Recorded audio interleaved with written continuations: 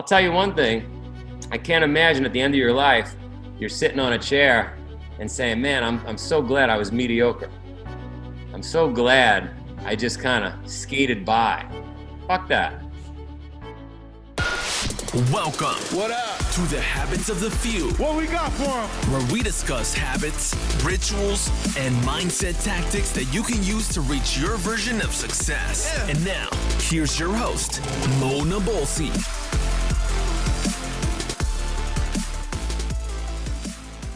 So I would say a little bit environment, a little bit parenting. Look, my dad went broke. He was on top of the world. So that impacted me in a really positive way, even though it was awful when it was happening and it wasn't so good for him. Mom was into yoga, meditation, health food at an extreme level. That was helpful. And I had a fire in my belly. I just wanted to achieve and prove that I was tough. So confluence of a whole bunch of things. I'm practicing on my kids right now, and I'm saying, all right, how do I build some of these skills? How do I get them resilient? How do I get them gritty? So, watch all the TV you want in Mandarin. You're going to do math every single day. We're going to do death camps on the farm where you're not going to be able to sleep in the house, and you're going to be in ice cold water and hiking the mountain and in pain and very little food. So, I manufacture adversity because we don't live in New Delhi, right? We don't live in Kazakhstan where maybe it would be a little tougher on kids just naturally. I gotta manufacture it. Right, 100%. And how old are your kids? I've got an 8, an 11, a 13, about to be 13, and a 14. Awesome. So one thing I like to instill is, do you believe in like affirmations, gratitude, all that good stuff? I do. My wife's big on, hey, what was the best part of your day? What was the worst part of your day? So I like that. I think I could be better at it. My father was not big on like hugs and patting me on the back. He motivated me through just talking about how much work we got done that day, right? And so there was an achievement that we got done. And so that's just my thing. We work, like that's who we are. We define that way. We like, hey kids, win or lose, I just want to make sure you outwork everybody. Right. So, and I can definitely appreciate that. One thing that I truly value in life is the ability to have grit. And most people think that grit is something that you were either born with or you just cannot develop. And I completely disagree. I've had several conversations where grit they assume is instilled at a young age, and that it's very difficult to develop it if you're like in your like mid-20s. Let's say you live a really comfortable life, right? You're with mommy and daddy and you're 25 years old, you're still living at home, and now all of a sudden you have to develop grit, but it's because they've been in a product of the environment where they've lived this cushy lifestyle. All of a sudden now they have to switch gears. What do you think? What's your take on that? Is this something that can be developed later on in life? Is it a lot tougher? What are your thoughts? Couple of thoughts there. One is I love the movie Batman Begins, where Christian Bale is very privileged, very wealthy, and takes it upon himself to go end up in a Chinese prison. And toughen up. So there's a fictional character, an example that we could look to for some thoughts on that. Number two, in the real world, a lot of people listening might not realize it, but we are animals. We're not special in it. We are animals. And as such, if you think about animals that grow up in the zoo, they typically do not get let back into the wild because they're not feral, they're not tough enough. And we're actually softer than zoo animals. And now you can toughen up an animal, but it's hard to toughen them up to the level of being able to go survive in the wild. And that's really what we're talking about here is, can you take a zoo animal that's been pampered and climate controlled and fed on demand and never having to get in a fist fight over lunch and turn them into resilient creature. And I think deep down inside, we all started that way, just like that zoo animal. And then we learned helplessness. And so I think we just got to dig deep and find it. And some are going to have a huge advantage over others. The guy that grows up in Eastern Europe in the 1970s has an advantage over us. The person that grows up in New Delhi, Mexico City on the streets has an advantage over the guy, the girl that grows up on Park Avenue privileged. That's just the fact of life. They might not have the same opportunities, but they have an advantage because they're fighting for milk. And so that's my take. I think it could be developed. I think the softer and more pampered and more bubble wrapped you've been, the harder it is to find that natural state, right? That's just a more Listen, I had 8 pit bulls on this farm, and they were tough when they were babies, just like humans are tough when they're babies. And then they hang out in the house, and they get fed on demand. And then it's snowing out, and they don't want to go out in the snow. And all right, and then they literally changed in front of me, and then they got lost in the woods for 3 days, and they came back with porcupine needles in their eyeballs, and they were like a little more rugged, and it was like, okay, you're back in the game, you know. So you could develop it, but it's going to require some work and some porcupine needles. I'm with you.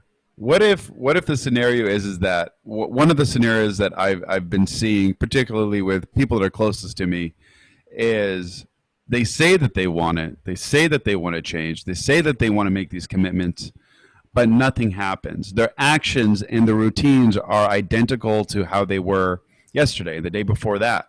So what do you say to somebody like that? Like, how can you get someone out of their own way? Can you help someone get out of their own way? Or is it at this point you just kind of leave them alone? You've shown them the tools, you've given them the gate to the yellow brick road or what have you, and at that point it's completely all on them. What are your thoughts on that? I got a billionaire's kid here. A lot of people send me kids on the farm, adults, to work on and help them find exactly what you're talking about, get their grit back. Yeah. You know, this kid, privileged background, he went after it the first 3-4 days, and now his attitude is, oh, today I want to chop wood instead of doing what everybody else is doing. And so I just went to the general store here in town, and he was like wanting to talk to me, and I just waved and I moved on. And he said, what's the matter? You're not talking to me. I said, no, it's not that. I said, listen, we have a program here that helps you get what you wanted. Otherwise, you would not have come here. You came here for something. Mm-hmm. You got to trust the program. But what happens is when it gets hard, like in this example, they tap out. And they start to, whoever they are, doesn't matter. They start to make up these crazy stories and excuses and bullshit about like, oh, well, I needed to learn, I got to learn how to fish too. Okay, you're going to learn how to fish? Why don't you finish the program first, then we'll go fishing. Right? You're just trying to avoid the hard work. You got to remember, we are wired, this species is wired to avoid discomfort at all costs. That's what's kept us alive and on the planet as long as we have. Don't fall off a cliff. Don't get frozen out in the tundra. Don't drown in the water. Mm-hmm. Avoid discomfort and save yourself. It happens subconsciously. You don't even know it's happening. You wake up in the morning to work out, and your mind subconsciously says, go get a cup of coffee. You don't need a cup of coffee. You just don't want to work out. Right. Your mind says, go check your email. You don't need to check your email. You just don't want to work out. And so your mind is giving you, just get away from discomfort. Get away from discomfort.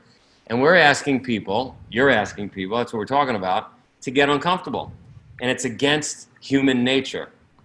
And until you can flip the script and make it more uncomfortable to not do the hard shit, you'll always be chasing comfort.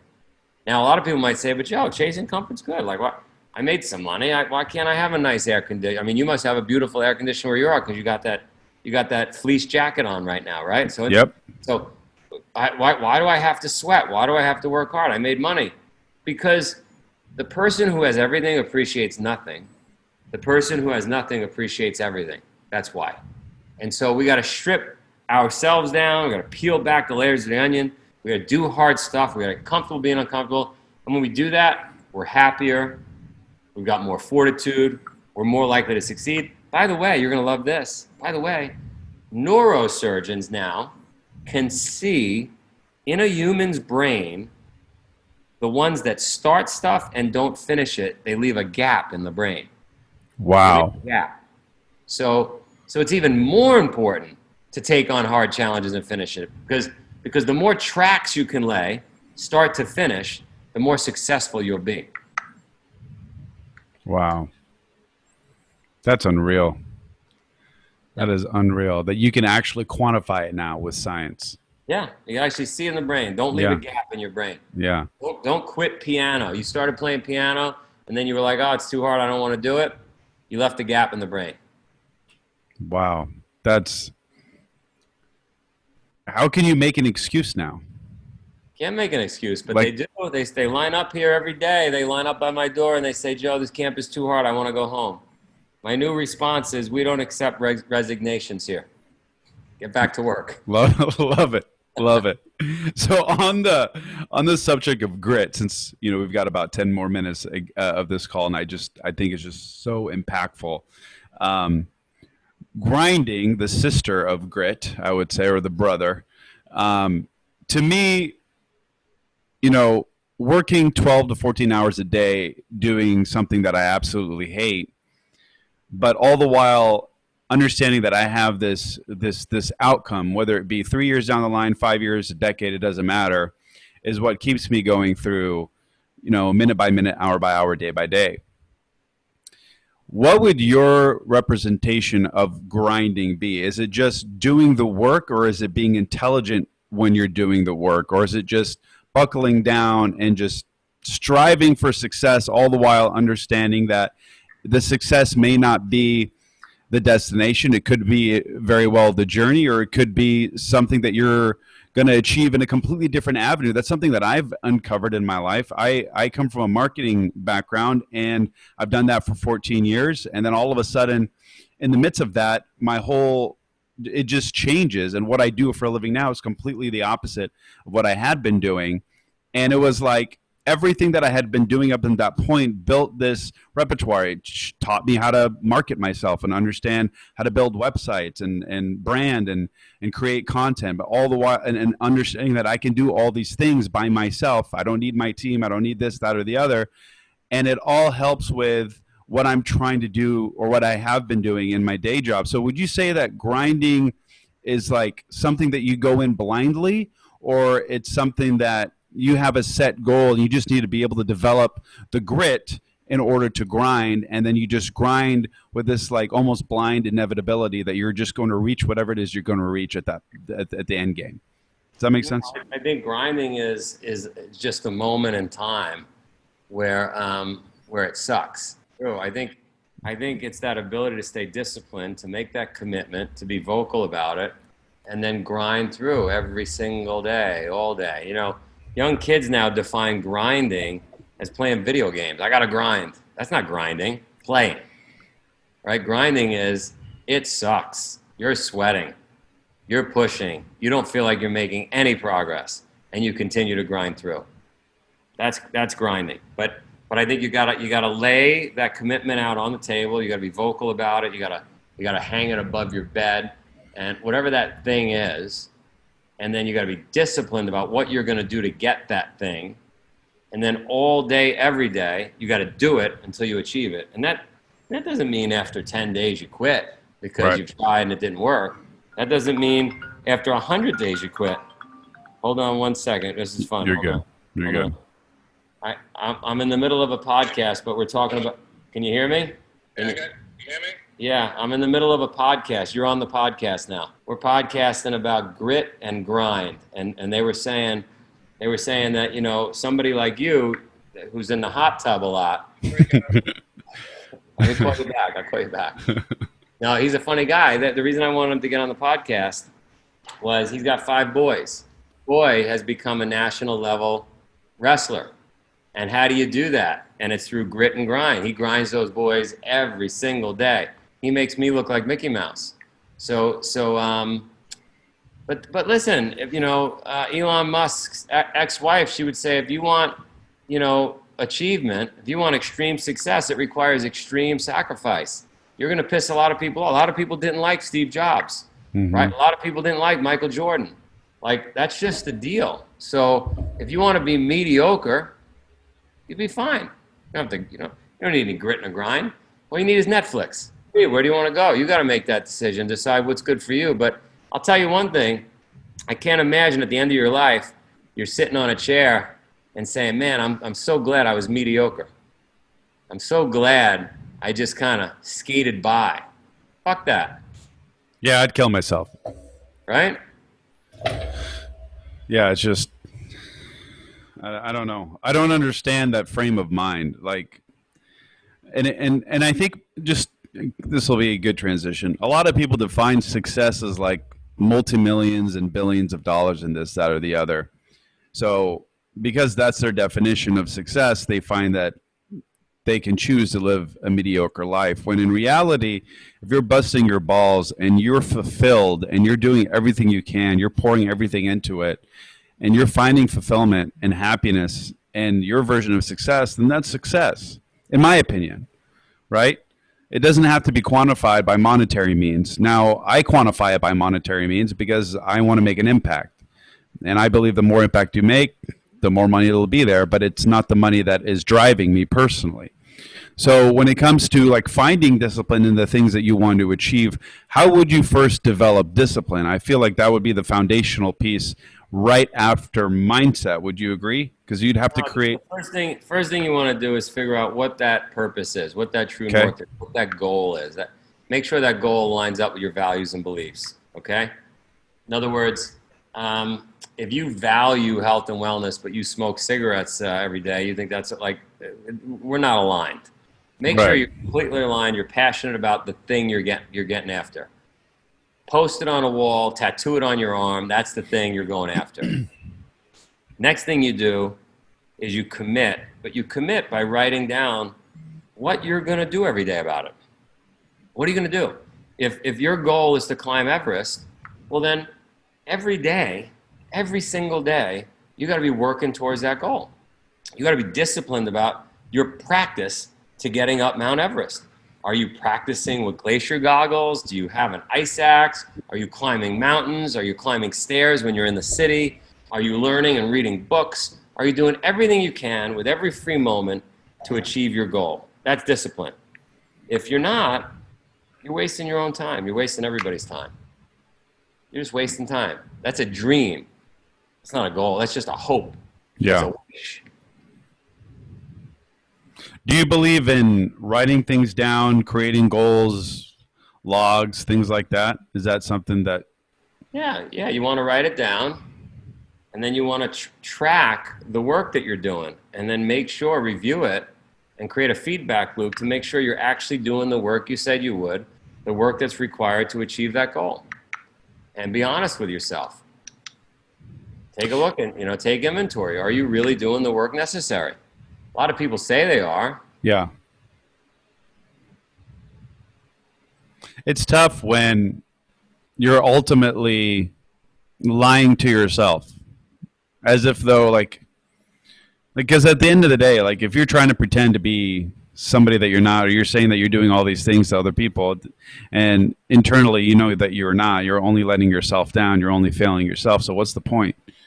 I never understood that mindset of because I'm sure we've all been through it. I've been in a position where I would just completely be blindly lying to myself about just dumb things. Like, no, that's not true. I didn't do that. I didn't commit. I committed to that, but I didn't actually go, or whatever the case may be. How can someone get over the fear of moving out of their own way? I find that is such a huge paradigm shift, especially like the younger, the younger humans. So 18 to 30 years old, that they're constantly walking and tripping all over themselves, when at the same time, what they envision and what they want to do is not in line with their day-to-day action, but they speak about it every single day and they sincerely mean it and they're genuine about it. It's not like they're trying to, commit fraud in the essence of who they are and what they want to achieve. Like what is that? Is it something that just as simple as just a shift? Or I believe in fire, ready, aim. yeah. I think you sit around and you're taking aim and you're getting ready, you never actually get it done. Got it. So I believe in if you access an opportunity, if you see something you want to get after, you just start. You just take the first step, you leave the shore, and you FFIO, you fucking figure it out. Because 99% of us are never going to do it. We're going to talk about it, we're going to think about it, we're going to dream about it, never going to do it. So I just believe in just start. Just do it. Is it fearful? Yeah, but anything worthwhile is. I love it. I think that's a beautiful way to end it. That was absolutely incredible. You're awesome. Dude, you're awesome. Thank you so much for doing this. It means the world. Go to habitsofthefew.com.